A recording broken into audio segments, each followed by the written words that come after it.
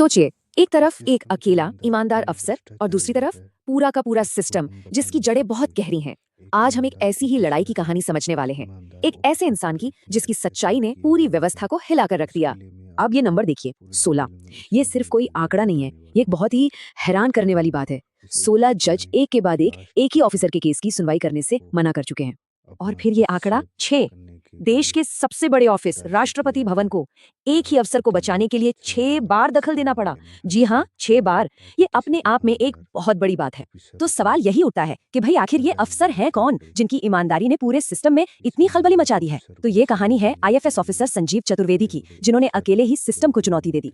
तो चलिए इस कहानी को एकदम शुरू से समझते हैं कि एक अफसर का फर्ज क्या होता है और वो कौन सा सिस्टम है जिसका वो हिस्सा बने। ये है Sanjeev Chaturvedi, Indian forest service यानी आईएफएस के एक ऑफिसर, और उन्होंने चुना एक बहुत मुश्किल रास्ता, सिस्टम के अंदर रहकर ही करप्शन के खिलाफ आवाज उठाने का। उनकी पहली पोस्टिंग होती है हरियाणा में, और बस यही उनका सामना उस सच्चाई से हुआ जो अक्सर फाइलों के ढेर के नीचे छुपी रहती है। और उन्होंने जो देखा वो चौंकाने वाला था। एक तरफ पेड़ों की अवैध कटाई का माफिया काम कर रहा था, दूसरी तरफ बिल्डर और नेता मिलकर जंगल की जमीन पर कब्जा कर रहे थे। और तो और करोड़ों के घोटालों में बड़े बड़े अफसर और मंत्री तक शामिल थे। मतलब ये एक पूरा नेक्सस था। अब जब संजीव चतुर्वेदी ने इस सब पर चुप रहने से मना कर दिया, तो जिस सिस्टम की रक्षा करने की उन्होंने कसम खाई थी, वही सिस्टम उन पर पलटवार करने लगा। जरा इस स्लाइड को देखिए, ये अपने आप में पूरी कहानी कहती है। उन्होंने रिपोर्टें लिखी तो जवाब मिला बार बार ट्रांसफर। उन्होंने ऑफिशियल कंप्लेंट फाइल की तो उन्हें सीधी धमकियां मिलने लगी। जब घोटाले उजागर किए तो उन्हीं के खिलाफ डिपार्टमेंटल जांच बिठा दी गई, यहाँ तक कि उनकी जान को भी खतरा हो गया। लेकिन फिर कहानी में एक ऐसा मोड़ आया जिसकी शायद ही किसी ने उम्मीद की होगी, जब एक अफसर को बचाने के लिए देश के सबसे बड़े दफ्तर को सीधे मैदान में उतरना पड़ा। एक या दो बार नहीं, पूरे 6 बार राष्ट्रपति कार्यालय ने एक ईमानदार ऑफिसर की सेफ्टी के लिए इंटरवीन किया। और इस एक बात ने हमारे पूरे गवर्नेंस के तरीके पर ही एक बहुत बड़ा सवाल खड़ा कर दिया। और सवाल ये था कि क्या इस देश में ईमानदारी को बचाया जा सकता है? मतलब जब एक पब्लिक सर्वेंट को अपनी ड्यूटी करने के लिए देश के सर्वोच्च पद से प्रोटेक्शन की जरूरत पड़ जाए, तो ये वाकई पूरे सिस्टम के लिए सोचने वाली बात है।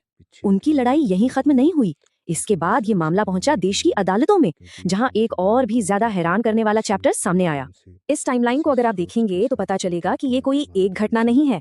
आईएफएस ज्वाइन करने से लेकर हरियाणा में करप्शन का पर्दाफाश करने तक, फिर एम्स में चीफ विजिलेंस ऑफिसर बनकर मेडिकल माफिया के घोटाले सामने लाने तक, और अब अदालतों में ये जो लंबी लड़ाई चल रही है, उनकी पूरी यात्रा ही सिस्टम से टकराने की रही है।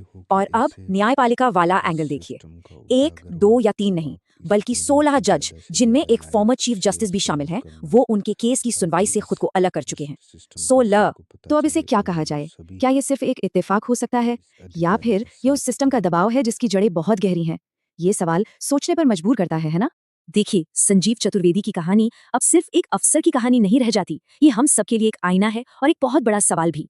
आज भी संजीव चतुर्वेदी ये लड़ाई लड़ रहे हैं, और अक्सर वो ये लड़ाई अकेले ही लड़ रहे हैं। वो सवाल कर रहे हैं, वो सब कुछ झेल रहे हैं, और वो डटे हुए हैं। लेकिन जो सबसे बड़ा सवाल वो हमारे लिए छोड़ जाते हैं, वो ये है कि हमारा देश खड़ा किसके साथ है, सिस्टम के साथ या फिर सच्चाई के साथ? इस सवाल का जो भी जवाब होगा, वही हमारे समाज का और हमारे देश का भविष्य तय करेगा।